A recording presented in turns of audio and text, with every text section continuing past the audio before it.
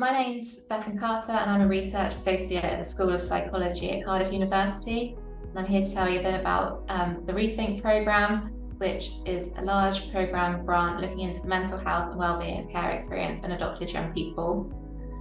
The project is led by Professor Lisa Holmes at the University of Sussex and Professor Rachel Hiller at UCL. And the team includes researchers from social policy, psychology, social work, education and medicine across Cardiff University, UCL, University of Sussex, University of Oxford and the University of Bristol. And we're also working with the leading charities Adoption UK and Coram Voice.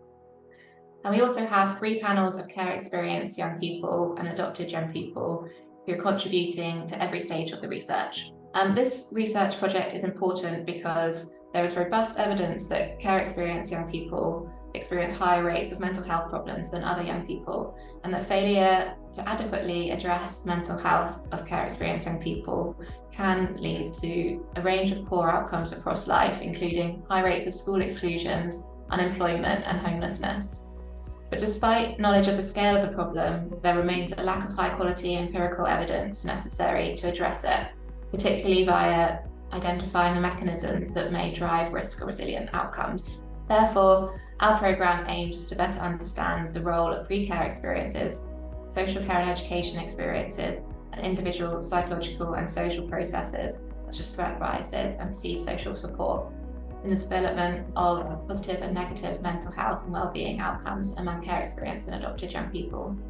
We're particularly interested in understanding more about the mental health and wellbeing care experienced young people during 2 transition periods, from primary to secondary school and from adolescence to early adulthood, when young people leave care, as these are 2 time points when care experienced young people are particularly vulnerable and deteriorations in mental health and relationship breakdowns are common. So we're addressing our aim via 3 work packages, and the first is the large administrative data linkage study combining data on education, mental health and social care in England to understand more about care experienced young people's trajectories across primary and secondary school, along with factors contributing to successful and unsuccessful transitions. The second work package is 2 theory-driven longitudinal quantitative studies with approximately 200 young people aged 10 to 14 and 16 to 18, along with their caregivers. And the third work package is 2 nested qualitative studies with about 30 young people and their caregivers, allowing for particularly in-depth understanding of care experienced young people's experiences over the transition periods. Unfortunately, we don't have any findings to share with you yet.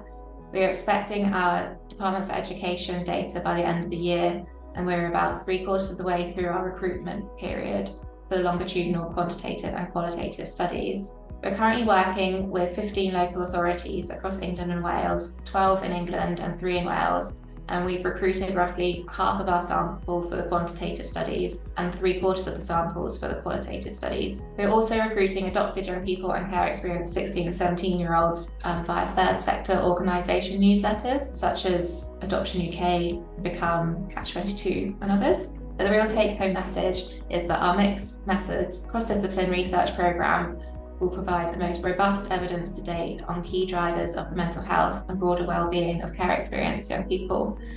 And this evidence can be used to help social work, education and mental health professionals to better identify those who might need help and design more effective prevention and intervention programmes. We're working closely with local authorities across Wales and England so that they can actively shape both the research and outputs to ensure that findings can be efficiently translated to help their services